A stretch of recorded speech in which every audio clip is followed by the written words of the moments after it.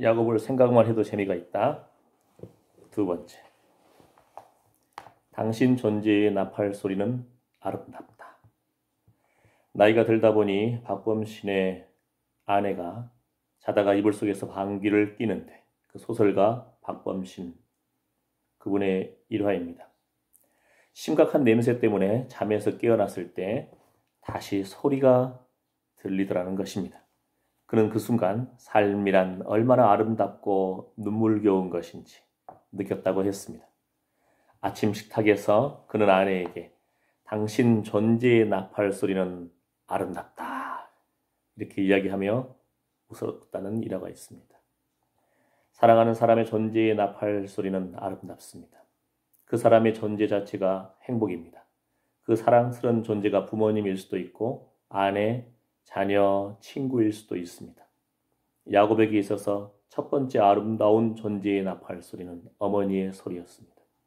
어머니 리브가는 야곱을 사랑한 첫 번째 존재의 나팔 소리였습니다. 야곱의 어머니 리브가는 기도 응답의 인물입니다. 아브라함의 종이 하나님께 순적히 하나님의 예비한 사람을 만나게 해달라고 기도할 때 기도 응답으로 나타난 인물입니다. 표징이죠. 순적히 낙타 10마리를 끌고 갔는데요. 금은 보화를 싣고, 낙타가요 물을 저장하는, 그래서 사막을 여행할 수 있는 교통수단입니다. 많이 먹을 때는 100리터까지도 마신다고 합니다. 100리터.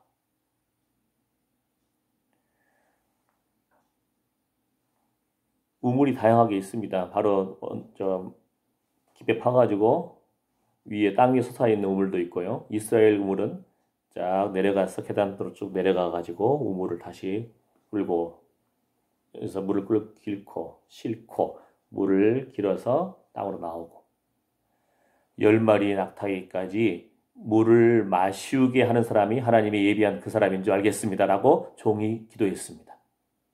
그런데 그때 리브가가 나타나서 순순히 기쁨으로 즐겁게 그 종에게도 물을 주고 낙타에게까지 그 귀찮은 일을 감당하는 걸 보고, 이거 하나님이 예비한 사람이구나, 바로 기도 응답의 인물인 것을 알게 되었습니다.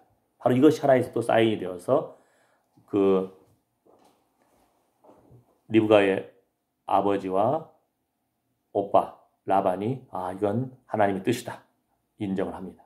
그리고는 보냅니다. 아브라함에게, 이삭에게.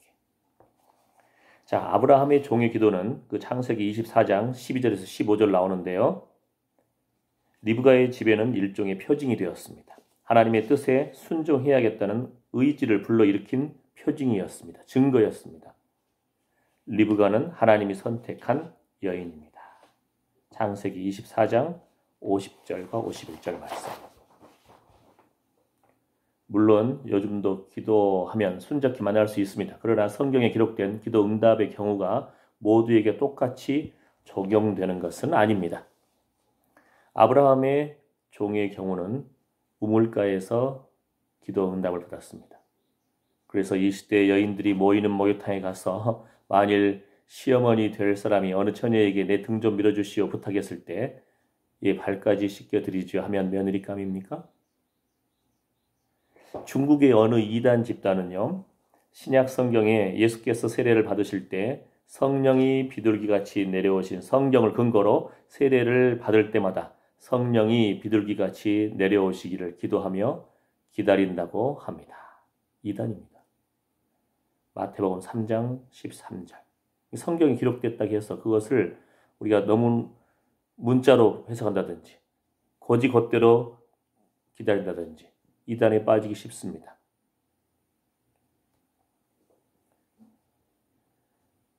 성경에 나왔으니 아브라함도 첩이 있었고 야곱에게도 두 아내와 또 그 아내들의 몸종 일부 다쳐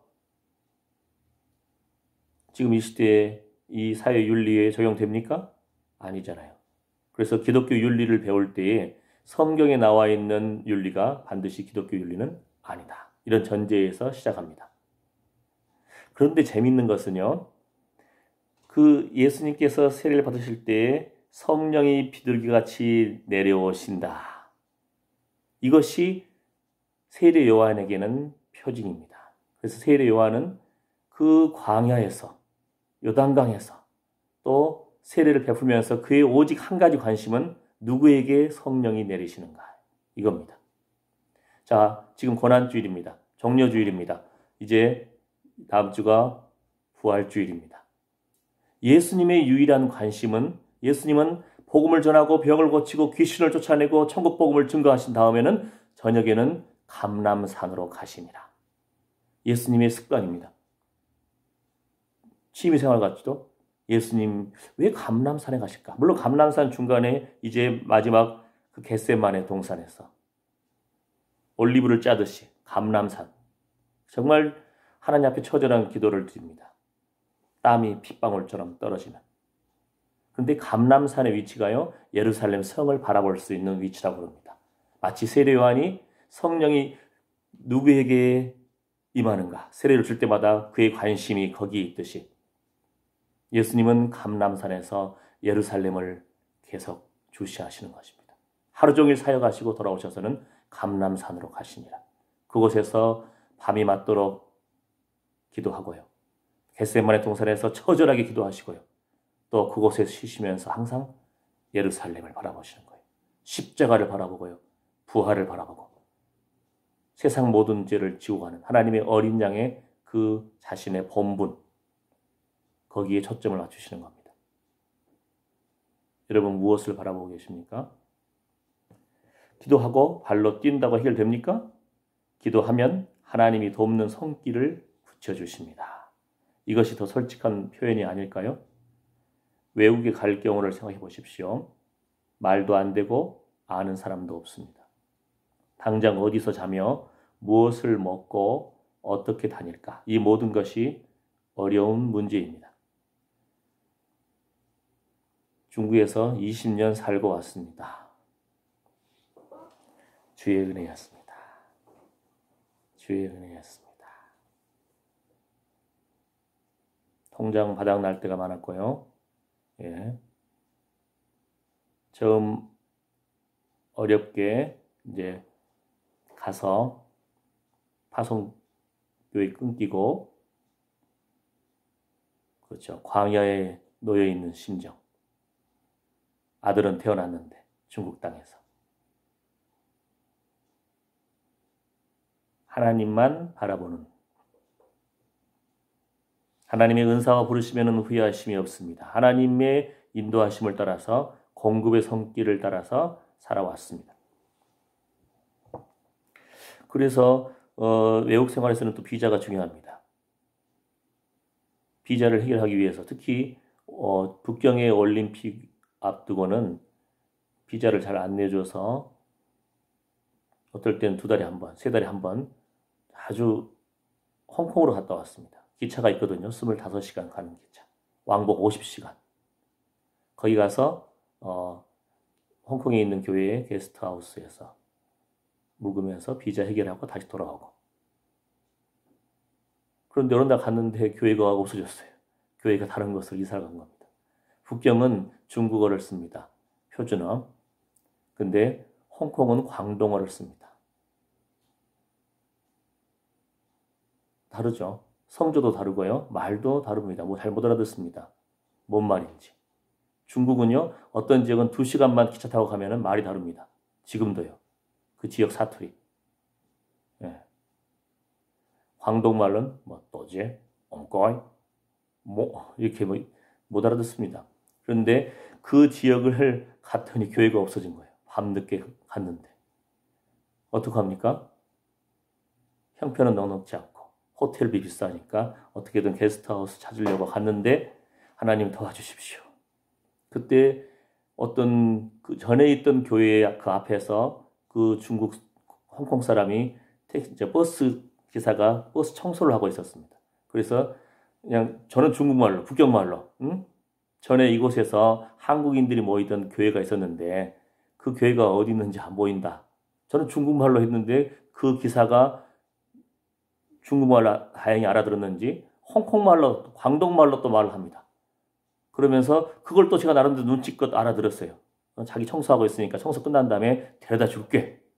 그래가지고 전혀 모르던 그 홍콩의 아저씨가, 버스 기사가 이사간 그 한국인, 홍콩에 있는 한국인 교회로 숙소로 인도해 준 적도 있습니다.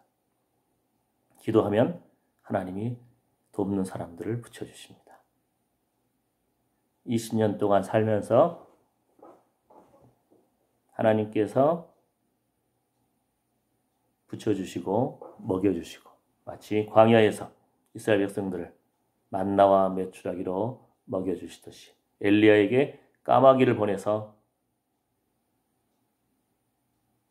음식을 공급해 주시듯이, 그래서 이제 새로운 지역으로 전도 여행을 갈 때마다 조그마한 감사의 선물을 준비해야 할 필요를 느낍니다.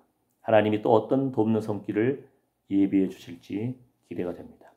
두 번째로, 리브가는 하나님의 일하심을 알고 결단하는 순종이 있는 열정의 사람입니다. 모르는 사람들이 왔어요. 낙타 10마리 끌고. 그 종은 혼자 왔겠습니까? 종들이 같이 왔겠죠. 10마리의 낙타를 끌고. 그 모르는 사람들에게, 그 믿음의 아브람, 이민을 간 아브라함, 어떻게 살고 있을까? 하나님을 사람, 그 약속을 듣고 표징을 듣고 가겠다, 당장 가겠다 하고 순종합니다. 그 긴 여정을 모르는 사람들과 모르는 남자에게 시집가기 위해서. 리브가의 이러한 열정이 야곱에게도 있습니다. 베델로 올라가서 단을 쌓으라는 하나님의 말씀에 순종하는 야곱의 열정을 볼 수 있습니다. 신앙으로 가정을 개혁하는 야곱의 결단이 믿음의 어머니 리브가에게 있었습니다. 창세기 24장 그 리브가의 결단. 자, 세 번째로, 리브가는 기도의 어머니입니다. 태중에서 아이들이 싸울 때 리브가는 하나님께 부르짖습니다. 하나님께 기도함으로 리브가는 하나님의 선택된 뜻을 알게 됩니다. 이것을 이삭도 들었을 텐데, 이삭은 에서의 사냥한 고기를 좋아하므로 에서를 좋아하게 됩니다. 그러나 믿음의 어머니 리브가는 큰 자가 어린 자를 섬기리라 말씀처럼 야곱을 사랑합니다. 로마서 9장 11절에서 14절 말씀 보게 되면, 그 자식들이 아직 나지도 아니하고 무슨 선이나 악을 행하지 아니한 때에 택하심을 따라 되는 하나님의 뜻이 행위로 말미암지 않고 오직 부르시는 이에게로 말미암아 서게 하려 하사 리브가에게 이르시되 큰 자가 어린 자를 섬기리라 하셨나니 기록된 바 내가 야곱은 사랑하고 에서는 미워하였다 하심과 같으니라. 그런즉 우리가 무슨 말하리요? 하나님께 불의가 있느뇨? 그럴 수 없느니라. 우리를 야곱처럼 긍휼히 여기사 약속의 자녀로 삼으신 하나님을 찬양합니다. 네 번째로, 하나님이 선택하신 야곱을 사랑한 리브가의 사랑은 저주를 각오한 사랑이었습니다. 아버지 이삭의 축복을 받기 위해 형 에서의 모습으로 변장하고서라도 축복을 받으라는 리브가의 열정은 저주를 각오한 사랑이었습니다. 결국 야곱이 외삼촌 집으로 도망하면서 어머니와는 영원한 이별을 맛보게 됩니다. 야곱은 어머니의 죽음도 지켜보지 못했습니다. 비록 방법은 정당하지 못했지만 저주를 각오한 리브가의 사랑은 충격적입니다. 그러니까 야곱이 속이는 자라고 탓할 것이 아니고 그 어머니 리브가가 하나님의 약속을 따라서 저주를 각오한 사랑에 야곱은 순종한 사람입니다. 장자권을 향한 사모하는 열정이 있는 사람입니다. 마치 이스라엘 백성이 금신상을 만들어 여호와께 범죄하였을 때 백성의 속죄를 위하여 중보기도 하는 모세의 모습과 같습니다. 차라리 자신의 이름을 주의 기록하신 책에서 지워버려주라는 비장한 모세의 모습이 떠오릅니다. 출애굽기 32장 32절 그러나 합의하시면 이제 그들의 죄를 사하시옵소서. 그렇지 않사오면 원컨대 주의 거룩하신 책에서 주의 기록하신 책에서 내 이름을 지워버려 주옵소서. 모세의 기도, 리브가의 기도. 사도 바울의 민족을 위한 사랑에서도 저주를 각오한 사랑이 나타납니다. 로마서 9장 3절 나의 형제 곧 골육의 친척을 위하여 내 자신이 저주를 받아 그리스도에게서 끊어질지라도 원하는 바로라. 그거 참 쉽지 않잖아요. 우리가 예수 믿는 이유가 천국에 가기 위함이고 하나님이 우리 아버지가 되셔서 자녀로서 하나님께 나아가기 위함인데 이스라엘의 회복을 위해서 내 자신이 저주를 받아 그리스도에게서 끊어질지라도 원하는 바로라. 사도 바울의 기도. 쉽지 않죠? 사도 바울의 사랑은 그리스도의 사랑을 본받음이다. 죄인을 위하여 자신의 몸을 희생 제물로 주시기까지 사랑하신 그리스도의 사랑을 본받음입니다. 예수 그리스도의 사랑은 피 흘려 대신 죽음과 저주를 담당하신 사랑입니다. 예수님의 보혈의 피에 능력이 있습니다. 세상 죄를 지우고 가는 하나님의 어린 양. 예수님이 참 구원자인 이유는 성경에 예언된 대로 십자가의 저주를 짊어지셨고 성경에 예언된 대로 부활 승리하신 분이 오직 예수님밖에 없기 때문입니다. 3일 만에 부활하신 예수님. 그래서 예수님이 구원자입니다. 로마서 5장 8절 말씀처럼 우리가 아직 죄인 되었을 때에 그리스도께서 우리를 위하여 죽으심으로 하나님께서 우리에게 대한 자기의 사랑을 확증하셨느니라. 우리에게도 민족을 향한 영혼을 향한 저주를 각오한 사랑이 있습니까? 이제 곧 국회의원을 뽑을 때입니다. 그들에게 이러한 사랑이 있는지, 민족을 향한 사랑이 있는지, 지역을 향한 사랑이 있는지, 신앙은 있는지, 우리 자신은 어떻습니까? 이 코로나 때문에 마지막 깨어지지 않는 보루는 가정이더군요. 왜냐하면 격리할 데가 없으니까. 자가 격리. 그런데 사실 그동안 가정이 많이 방치되었습니다. 자녀들이 방치되었습니다. 교회에 맡기고 학교에 맡겼는데 이제 교회도 못 보내고 학교에도 못 보내고 온라인 설교하고 온라인으로 말씀을 나누고 새롭게 가정의 회복, 혼자 있을 때의 신앙의 회복, 그 몸의 산제사, 가정재단의 회복, 두세 사람이 모인 곳에 그 자그마한 그 소그룹의 회복이 필요합니다. 사도 바울과 모세와 같은 민족을 위한 사랑은 아니지만 야곱을 향한 리브가의 사랑도 저주를 각오한 사랑이었습니다. 그렇지만 야곱의 어머니 리브가가 속이는 방법이 아닌 하나님의 뜻을 따라 기다렸더라면 풍성한 화평으로 하나님의 뜻이 성취되었을 것입니다. 하나님의 때에 언약의 성취가 일어납니다. 야곱이 아버지 집을 풍성한 화평 가운데 차지하게 됩니다. 야곱과 에서의 소유가 풍성하게 되어 형 에서가 세일산으로 스스로 떠납니다. 이렇게 야곱을 향한 하나님의 예언과 언약은 풍성한 화평 가운데 성취됩니다. 창세기 27장 27절에서 29절, 창세기 36장 6절에서 7절. 에서가 자기 아내들과 자기 자녀들과 자기 집의 모든 사람과 자기의 가축과 자기 모든 짐승과 자기가 가나안 땅에서 얻은 모든 재물을 이끌고 그 동생 야곱을 떠나 타처로 갔으니 두 사람의 소유가 풍부하여 함께 거할 수 없음이로라. 그들의 우거한 땅이 그들의 가축으로 인하여 그들을 용납할 수 없었더라. 풍성한 화평. 하나님의 뜻은 하나님의 때에 성취됩니다. 사울 왕은 사무엘이 와서 제사를 지낼 그 때를 못 기다립니다. 7일을. 며칠 기다리다가 백성들이 떠날 때 백성들의 눈치를 보다가 자신이 제사를 지내다가 그 망령된 짓을 한 거죠. 아말렉을 진멸하라. 보기에 좋은 것을 남겨놓습니다. 내 생각에는. 우리가 하나님의 뜻에 하나님의 때를 기다리는 그런 거룩한 열정의 사람이 되기를 축복합니다. 아멘.